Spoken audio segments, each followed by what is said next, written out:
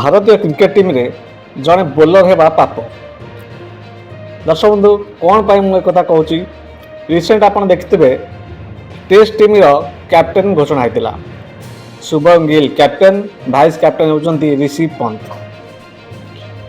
शुभम गिल जन खराब खेला मुझे कहूनी किछि मैच पूर्व शुभम गिल को प्लेइंग 11 भी जगह मिलू ना आ ऋषि पंत का फॉर्म आप देखुए सबु प्रकार एक्सपीरियंस थाई सुधा बुमरा को test team captain करागलानी।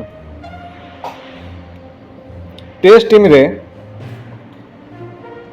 5टा Shubham Gill हेले भी 5टा ऋषि पंत हेले भी कौन सी टेस्ट मैच जितई पारे ना। टेस्ट मैच को सब बोलर माने ही जितई था।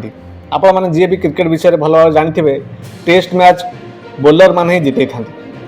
हेले अन्य देश मानक जो बोलर मान को कैप्टेन करा भारत में जमी गोटे भाभी कि ना कौन सी बोलर जिते भी भल बोलर होता आम कैप्टेन करूँ ना।